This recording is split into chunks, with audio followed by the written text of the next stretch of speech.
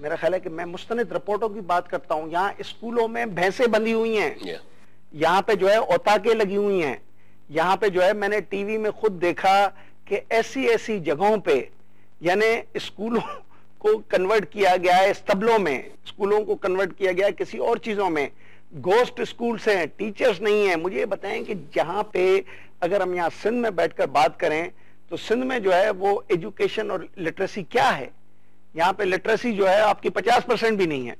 अब अगर थोड़ी देर के लिए हम उस लिटरेसी को अगर मजीद डिवाइड करें कि पहली से पांचवी जमात पांचवी, तो it is highly illiterate nation.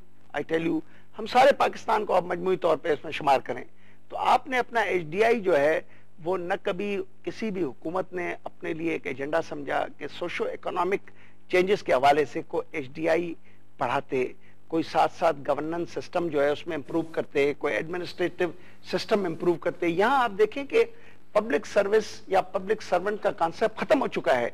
यहाँ सारे पब्लिक सर्वेंट प्राइवेट सर्वेंट्स हैं, हर एक के पास एक गॉडफादर है कि वो उसकी पोस्टिंग को महफूज रखे, हर एक के पास एक गॉडफादर है कि वो उसको किसी ऐसी जगह पे लगवाए जिसको इस्तिलाहन उर्दू में कहते हैं अच्छी जगह पे पोस्टिंग कराएं। क्या मुराद है अच्छी जगह हुआ कि हमारे यहाँ इदारे मजबूत नहीं हो पाए, इदारे डिपार्टमेंट्स बन के रह गए?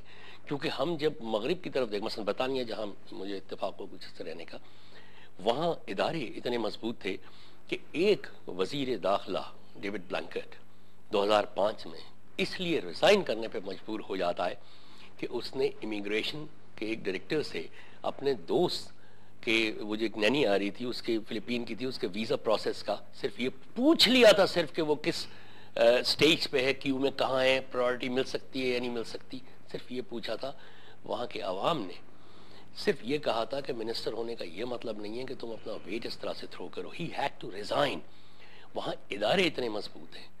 हमारे यहाँ तो डिपार्टमेंट, जैसे आपने कहा कि मंजूर नजर वजीर ने अपना ब्यूरोक्रेट लगा लिया, ब्यूरोक्रेट ने अपने प्राइवेट सर्वेंट्स हैं, प्राइवेट सर्वेंट्स हो गए, तो इदारे हमारे यहाँ कब मजबूत होंगे?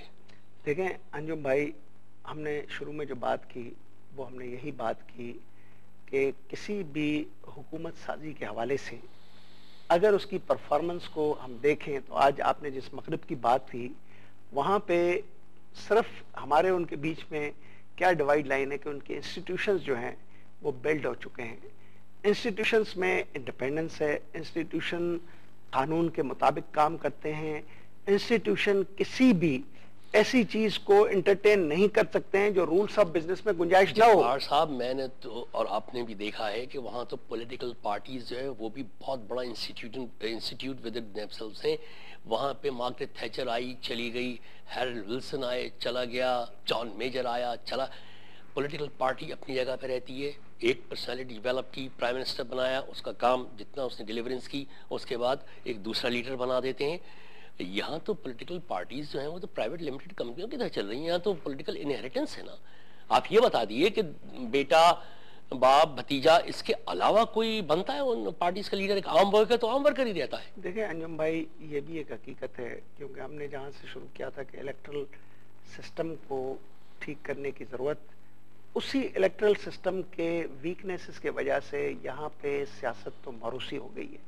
ठीक है ना, जो आपने बात की, बिल्कुल भाई, अगर बेटा नहीं तो भाई तो है, उससे ज्यादा कोई बेहतर आदमी पार्टियों में भी यही है। हाँ देखे ना, यही जिसके भी सरबराह को देखिए उनके रिश्तेदार ही हैं। बिल्कुल एग्जैक्टली, यानी जो नेक्स्ट सरबराह बनते, बिल्कुल उनका ग्रास रूट लेवल वर्क है तो कभी आ ही नहीं सकता। बिल्कुल आपकी बात जो है दुरुस्त है। देखें यहाँ पे चूंकि एक थोड़ी देर के लिए मेरा ख्याल है उसी हम एक गवर्नेंस के हवाले से अगर बात करें कि जिन सोसाइटियों में मेरिट को कब्रिस्तान में ले जाके दफन कर दिया जाए, वो सोसाइटीज़ जो हैं, मेरे अपने ख्याल में कि उसका एक क्लासिक एग्जाम्पल थोड़ी देर के लिए मैं कहूँगा पाकिस्तान भी बन चुका है। क्योंकि अब पाकिस्तान के बारे में बाहर इतनी सारी बातचीत होती है, जैसे शादियों में हम अपने पाकिस्तान के मुतालिक सारा दिन बातें करते हैं, बाहर भी हम बड़े इंटरेस्टिंग हो चुके हैं। आज हमारे पास जो सुप्रीम कोर्ट में ये जो किस्सा चल रहा है वजीर आजम का, अगर आप बाहर जाएं, हम तो ट्रेवल भी करते रहते हैं, तो वहाँ पे भी इस किस्से को समझने की ज़रूरत महसूस की जाती है। क्योंकि आफ्टर ऑल लोग इस बड़ी हैरारकी पे किसी इनडिसिप्लिन को इस हद तक तलाश होते हुए देखने में अपने सिस्टम के साथ कंपेयर करते हैं। अच्छा ये बताइए, आखिरी बिल्कुल 3-4 मिनट है प्रोग्राम की, इस मरतबा के इलेक्शन में क्या इमरान खान फैक्टर कोई रोल प्ले करेगा। मैं इसलिए कह रहा हूँ कि अभी मैंने थोड़ी देर पहले एक साइलेंट मेजॉरिटी की बात की थी। हम ये देख रहे हैं, आप जैसे कई तज्जियाकार जिनसे मेरी बातचीत होती रहती है और इस्तिफादा करता हूँ उनसे, उन्होंने ये कहा कि इस वक्त यूथ बहुत चार्ज है और यूथ ने इमरान खान को बहुत रिस्पॉन्स दिया है और वो नौजवान लड़के लड़कियां वोट डालने के भी मुतमन्नी हैं। तो एक स्कूल ऑफ थॉट का ये ख्याल है कि इमरान खान जीते ना जीते, लेकिन वो इस साइलेंट मेजॉरिटी को 60% को पोलिंग बूथ तक जरूर लेके जाएंगे। Do you think it will make some positive effect on the Pakistan politics? Pakistan की डेमोग्राफी में ये तो एक मुस्बत बात है ही। हमारे पास एक HR भी अवेलेबल है, मगर उस HR में जो पढ़े लिखे लोगों की तादाद बहुत कम है।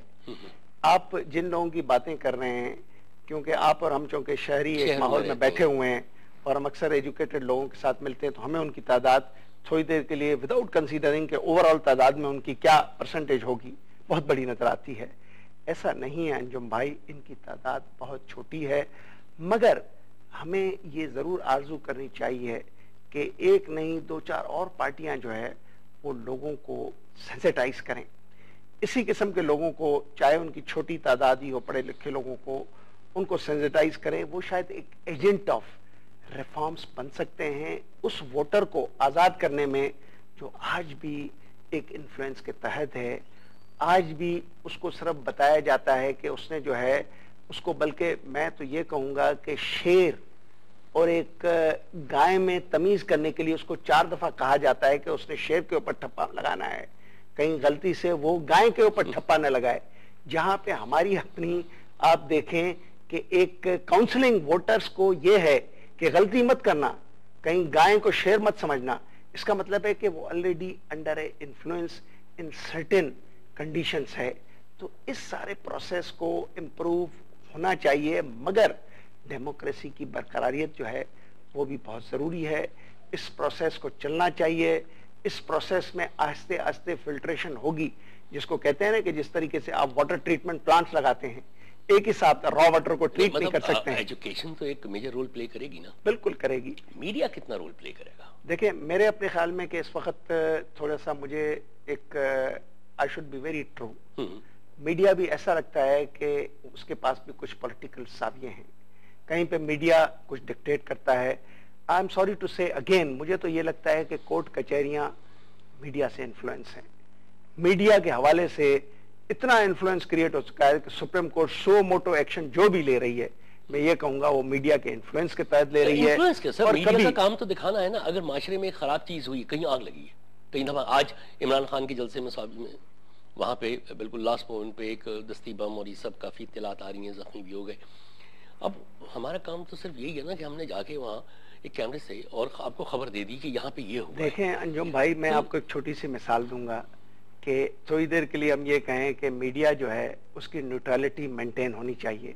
खबर को उसी तरीके से देना चाहिए जैसे रियलिटी में वो हुई, और कहीं पे उसकी एडवर्स वैल्यूज अगर हैं तो उसको भी इस मुआशरे में उस तरीके से पेश नहीं करना चाहिए कि वो इन्फ्लुएंस करे। आप मुझे बताएं कि 4 आदमी मर जाते हैं, रात के 12 बजे से लेकर 6 बजे तक वही 4 आदमी मुख्तलिफ जावियों से चलते रहते हैं। मुझे बताएं कि सुबह को सुओ मोटो होगा या नहीं होगा? जिसने भी देखा नहीं, मगर सारा दिन उसने 16-17 case miss criminal miscellaneous salt चला कर आ गया। ये 4 आदमी अगर अपनी जान से जाते हैं तो ये कौम के लिए जमीर को झंझोड़ने की बात नहीं है। बिल्कुल ठीक है। अवाम को ये नहीं बताया जाए बिल्कुल कि यहाँ पे कैसे काले कवानीन है कि 4 आदमी अपनी जान से चले गए और उनको पूछने वाला कोई नहीं। मैं आपके साथ बिल्कुल आई एम विथ यू, उस हद तक ठीक है, मगर जिस जावियों और जिन तरीकेकार से चला देती है, कभी कभी उसमें ये भी स्मेलिंग्स आती हैं कि ये भी एक पार्टी बन चुके हैं। Media should not be a party. मेरा ख्याल है कि ये कहने में मुझे कोई झिझक नहीं है।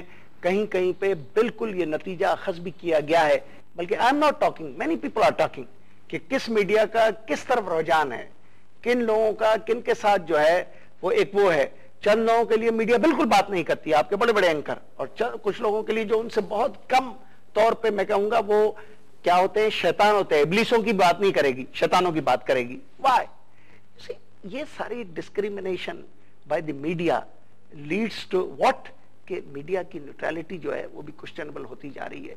मीडिया ओवर इन्फ्लुएंस एक्सरसाइज करके वक्त की हुकूमत, मैं नहीं कहता हूं कि वक्त की हुकूमत बहुत अच्छा परफॉर्म कर रही है, मगर कुछ चीजें इस वक्त की हुकूमत ने भी अच्छी परफॉर्म की हैं। NFC का अवार्ड कहें, 18 अमेंडमेंट कहें, थोड़ा बहुत अगर हम ये कर सकते हैं कि एक फौज कशी से थोड़ा सा दूर रहकर बलूचिस्तान में बहुत ही, मैं कहूंगा, थोड़ी कोशिश की गई। आई एम स्टिल थिंकिंग कि much short of our expectation, मगर जो चीजें अच्छी हैं हमने कभी इस न्यूट्रल मीडिया को उस अच्छाइयों के बारे में बात करते हुए नहीं सुना, मगर बुराइयों के बारे में जरूर बात करते हुए सुना, रिकरिंग टॉक्स भी सुनी, उसको ओवर प्रोजेक्ट होते हुए सुना। मेरा ख्याल है कि ओवर प्रोजेक्शन चीजों की आपने मीडिया के जो मेजॉरिटी है, आपने हमेशा ये देखा है कि सब यही इस बात पे मुत्तफिक है, जैसे मैंने आपकी बातों से भी डिराइव किया है यही चीज कि आप यही कहना चाह रहे हैं कि बदतरीन जमहूरियत बेहतरीन अमरीत से बेहतर है। That's what you want to say, कि एक सिस्टम को चलना चाहिए। तो जो भी इस सिस्टम को चलने की बात करता है तो वो तो एक सही बात कर रहा है। मेरा ख्याल है मीडिया भी यही बात कर रही है। देखें, मेरा ख्याल है कि अंजुम भाई, मैं आपको फोर्स नहीं करूंगा, क्योंकि आप जिस एक ब्रदर मीडिया के साथ आपका ताल्लुक है, वहाँ पे आपकी भी एक बायस्ड पोजीशन होनी चाहिए। आदमी अपने फ्रेटर्निटी या अपने कलीग्स के खिलाफ नहीं बोलता है। अगर वकला हैं तो वो भी एहतियात बरतते हैं, अपने वकला के खिलाफ इज्तिमाई तौर पर कोई बुराई करें। अगर मेरा ख्याल है जुडिशरी है तो वो भी ऐसे ही नज़र आता है कि एक ही फ्रीक्वेंसी पे चलने की कोशिश करती है। तो ये मेरा ख्याल है कि ये एक इंसान की खूबी समझे या खामी है, मगर ये आप में भी मौजूद है, मेरे में भी मौजूद है, और हम सब उसका एक हिस्सा है। चले, let's finish this on this good note. Program का असल वक्त खत्म हो गया जब्बार साहब जी, तो ये चाह रहा था कि और गुफ्तगू को आगे बढ़ाते, अगली किसी नशिस्त में इंशाल्लाह फिर बैठेंगे, और बहुत सारी और चीज़ें हैं जिसको कि मैं चाह रहा था कि आपसे डिस्कस करूं और आपसे इस्तेफादा भी करूं, लेकिन इस वक्त प्रोग्राम का वक्त खत्म हो गया। आपकी आमद का वंस अगैन बहुत बहुत शुक्रिया sir, thank you very much.